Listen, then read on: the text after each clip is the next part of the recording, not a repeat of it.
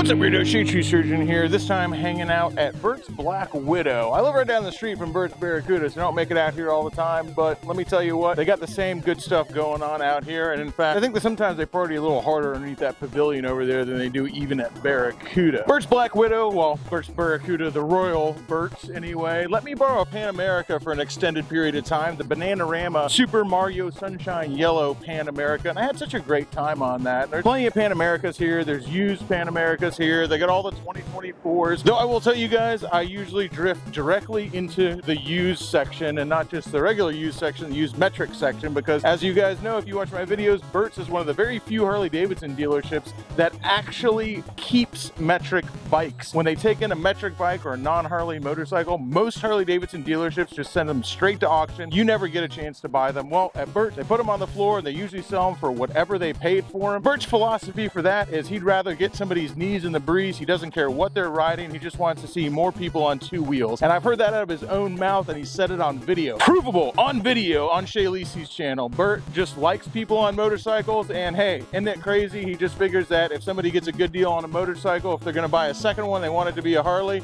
they'll probably come back and see him for it. Isn't that wild how being nice to your customer is good for your business? Pretty crazy. You think more people would figure that out. Just like Barracuda over here at Widow, there's a ton of used stuff on the floor, but since I was already thinking about Pan Americas, I'm thinking about adventure bikes, and you guys probably didn't know this, and I kind of just figured it out myself, but Harley Davidson dealerships, specifically Bert's Barracuda and Bert's Black Widow, are probably some of the best places around to buy a used adventure bike, and I'm about to show you why. This isn't a setup. I didn't know these bikes were here. I was actually here for a completely different reason, to check out the new Hydra Glide, and there just happens to be like 5 adventure bikes on the floor. With the amount of people trading in their adventure bikes on new Pan Americas, it's really not surprising that the Harley Davidson dealership is now one of the best places to find a used adventure bike. All of these bikes are under 7 grand. One of them's even under $4,000. I'm new! I don't know what to do! First up, as always, is the cheapest of the bunch, which is always what catches my eye. For under $4,000, for $3,900 bucks, this is a CFMOTO Adventura. Kind of a bummer of a name, but it's a 650 parallel twin. I don't know a whole lot about this bike. I do know that it's a little over $3,000, and that's usually all I have to know. I know that they partnered up with KTM, so for all I know, this is based on a KTM engine. It is a parallel twin. I know that they're making bikes for KTM in China, and I know part of that deal was they got access to KTM's blueprint. So I think CFMOTO's in a pretty good spot with their engines right now. The bike looks fine, I guess. It's an adventure bike, so it's a dad bike anyway. This is off-brand dad jeans. This is great value dad jeans over here. But you know what? Great value dad jeans, they still work, baby. And this one definitely still works. So let me throw a leg over a Chinese adventure bike for the very first time and see what this thing's made of. Normally when I'm going over these bikes, I'll do a little sound test for the exhaust, but seeing as these are all adventure bikes and they all have stock exhaust, it looks like, well, I don't really think that's necessary. You're not buying these things for the awesome exhaust note. Damn, dude, I just got a freaking TFT dash, adjustable suspension, and dual front disc, upside down forks. That's the thing about Chinese companies, man. They just like tick every box. Now, that's not always for me because I don't think a motorcycle needs ABS. I don't care about a TFT dash. I don't care about dual front disc. Like, I don't care about any of that crap. I don't even want ABS, to be honest with you, but a lot of people like that stuff, and that's something that Chinese companies always do, is they make sure it's got every little thing on it where someone's like, well, you know, this motorcycle has TFT and ABS, and the other one, I can't believe they did, KTM didn't update to the new ABS according, and people just like have this little dick measuring competition about stats, facts, and figures. When you get Chinese companies, they just throw the book at them, man. They put everything on it. All right, let's see how this 650 parallel twin scoots, baby. Wow, it's actually got a pretty cool intake sound. It goes fast enough, man. Just hit 70 miles an hour. You ain't gonna have a problem merging. I don't know if it's gonna set your pants on fire, get the pulse racing. I don't know if it's gonna make your girlfriend's cooter quake like a Jake brake does, but it's got a beat. I could dance to it, baby. It sounds all right. Oh, wide open in top gear, don't want to do nothing. So you definitely have to downshift if you want to get some acceleration once you're already going fast. but it does have a nice intake rattle. I do like that. I don't know how much horsepower it makes. I don't imagine a lot. It's probably like 30 some horsepower, maybe 40 some horsepower. I wonder when all the Chinese brands will actually understand what Americans want, and what Americans want isn't necessarily a motorcycle that's the safest or ticks off all the boxes.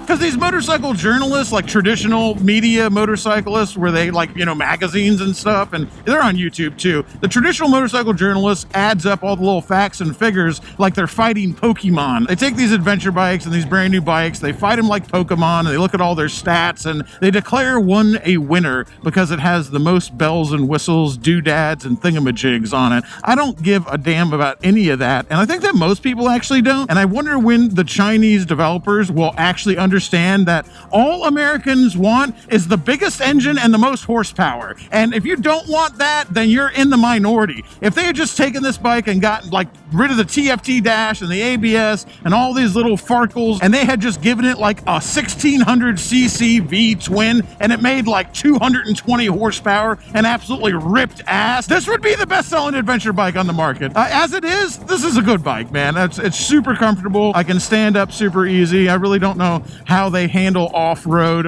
You'd have to do your own research on that, but I can tell you this, just riding around right now, I like it. It's a nice bike. It's super comfortable. It's got a seating position that I could ride in all day. It handles well. It goes well enough. All in all, for, you know, under $4,000, a little over $3,000, this motorcycle is a really good way to get into an ADV bike. One of the cheapest ways you're going to be able to get into an adventure bike that isn't just a glorified dirt bike with a plate, man. It's a real, like, you know, a real adventure bike. But the CFMOTO is far from the only adventure bike on the floor right now, so let's go check out the next one. You think that's queer?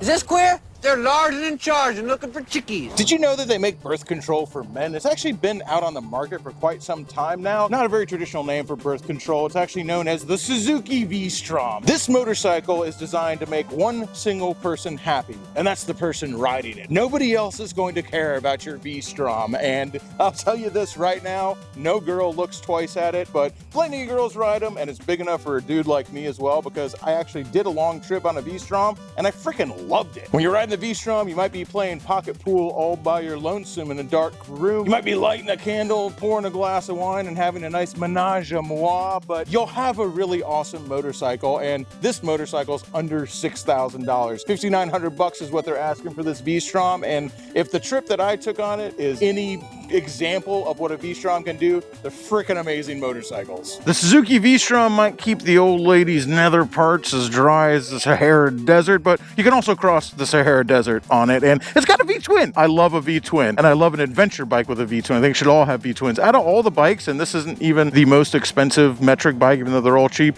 out of all the metric adventure bikes that we're testing today, everything from the brakes to the suspension, you know, not the dash, but the TFT dash on the CFMOTO, that's just some whiz-bang crap. I prefer dials, man. I really do. I prefer them, and I don't know, man. To me, I think even though we got one more to test after that, some people are going to like more, even though this is birth control for men, it's my choice. This would be what I would buy if I was getting one of these. God, freaking 14,000 miles. So these things go forever too, man. I might be talking crap about these VROMs, but like I said, I actually have a VROM. It's just not here in Tampa, and I plan on taking more adventures on it. I really like that motorcycle, but you cannot deny that this ain't exactly the most exciting looking bike. What I will say about this, and I already knew this thing actually rips, man. The VROM might not get the old lady excited, but the motor's a whole hell of a lot more exciting than that CFMOTO. And again, that might just be the American in me who just absolutely will always, woohoo! Yeah, dude, these things are freaking nice. For a 650, I cannot believe that the CFMOTO is still a 650. The CFMOTO is great, and it's, you know, $2,000 cheaper. $2,000 is nothing to sneeze at, but man, the VROM 650 motor is actually a really awesome motor. It'll rip wheelies down the street. You ain't gonna get bored of it. It really actually moves, man. And before I rode one, I never thought I'd be a VROM apologist, but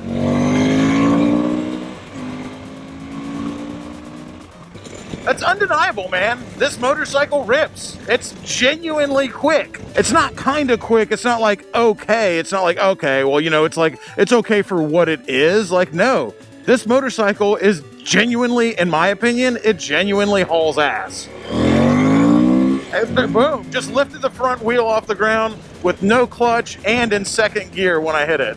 It makes plenty of freaking power, man. For 5,900 bucks, under 6 G's, 14,000 miles. The V-Strom, like I said, you're going to be having menage a trois, baby. You're going to be all by your lonesome, but isn't that part of the beauty of adventure riding, solo adventure riding? You don't need anybody with you. You don't need anybody. You just you and your V-Strom. Just a lonely boy and his V-Strom. You'll have other V-Strom owners because V-Strom guys are die-hard for their bikes. V-Strom fans are V-Strom stans. Trust me, dude, they love them. And even though the V-Strom guys are supremely loyal, I don't know if they're as loyal as this last bike we're going to test, which is the most expensive metric bike here. Even though the V-Strom would be my choice, the one we're about to go check out definitely has the biggest fans besides this one.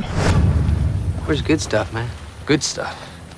This is the good stuff. When we're talking about rabid fans of an undeserving bike, how could I be speaking about anything else besides the KLR 650? And it's partially deserved, because in the end, baby, when the bombs drop and we all shoot like bottle rockets off to meet our maker, or sink down through the ground where I probably deserve to go, in the end, baby, there ain't gonna be nothing left but cockroaches and KLRs roaming the earth. These things are tanks, and the people who love them, and this is the most expensive metric adventure bike on the lot at $6,900, but it's outfitted brand new. It would have been almost 10. It's the special adventure package and the ABS and everything it should have, but underneath the proverbial hood, it's still a KLR 650. Funny enough, this was actually an employee bike. This was the sales manager's motorcycle. I didn't ask what he got. I assume probably a Pan America. And I believe he's a sales manager, maybe a salesman. But yes, this was an employee of Bert's Black Widow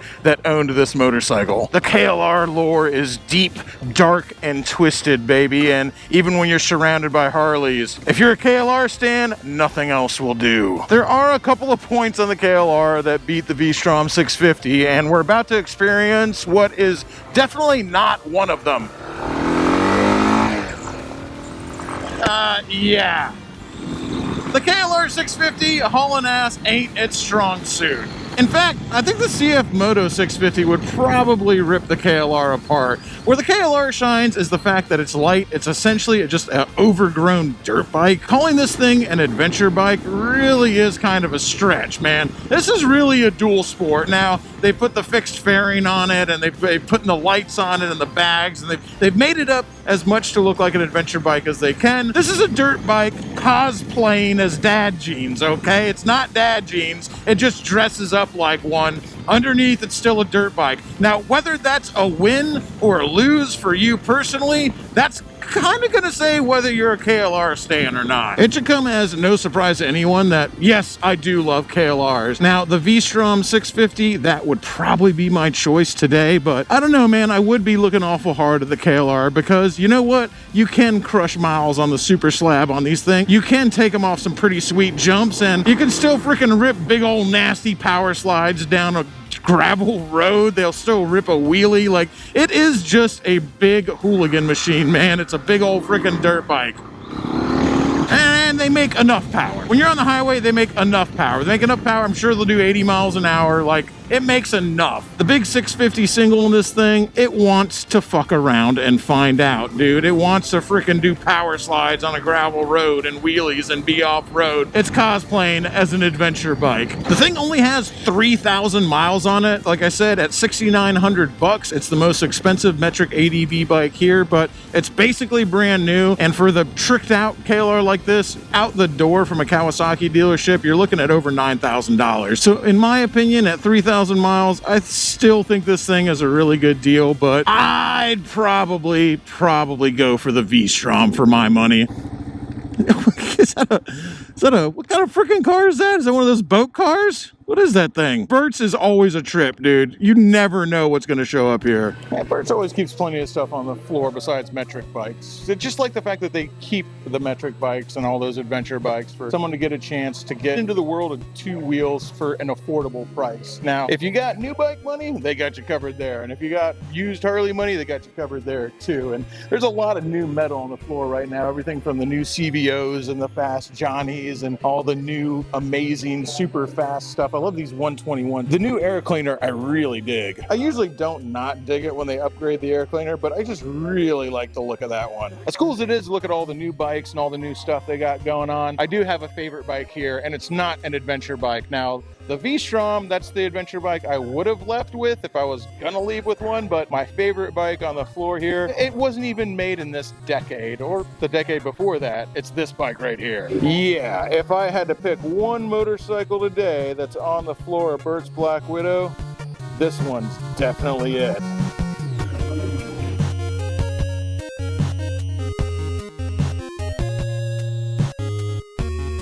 That one doesn't have anything to do with adventure bikes at all. I just think it's freaking awesome. It's gonna about do it for this one. If you're interested in any of those bikes or anything else they got here, make sure you give the boys at Black Widow a call and make sure you tell them old Shade Tree Surgeon sent you. I don't get anything for that, but you might get something for that. That's gonna do it for this one, y'all. And until next time, keep it real. Life of a carnival worker keeps me free and untethered. I was immediately attracted to you.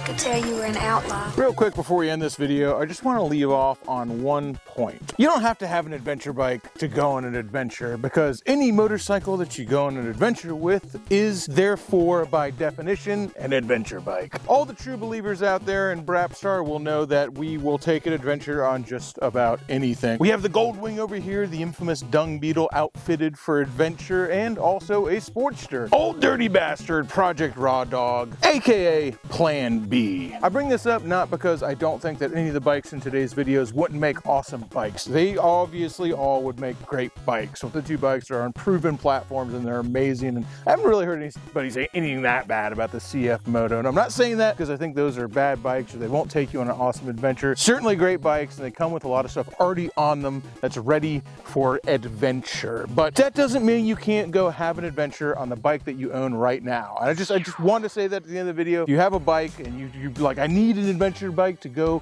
on an adventure, you don't. Throw some soft bags on your bike, throw some knobby tires on it, and go on your adventure. The vast majority of adventure roads are really just gravel roads, hard pack and scree, and they're not really that difficult, and you probably don't even need knobbies for them. So whatever you're gonna do with that information, you go ahead and do it. I just wanted to leave you on that one before we ended the video. Now, for real this time, till next time, keep it weird. Crashing through the sky comes a fearful cry. Shade tree, army. Shade tree, army. Armies of the night, evil taking flight. Shade tree, army. Shade tree, army. Nowhere to run, nowhere to hide. Panic spreading far and wide.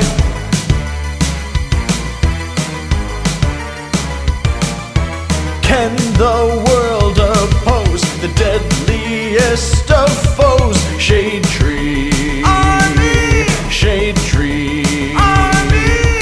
Who will risk it all to end the evil call of Shade tree, army. Shade tree, army. They never give up, they never say die, walking tall with banners high. Shade Tree Army, a ruthless gang of scum, villains, freaks, and bikers determined to rule the world.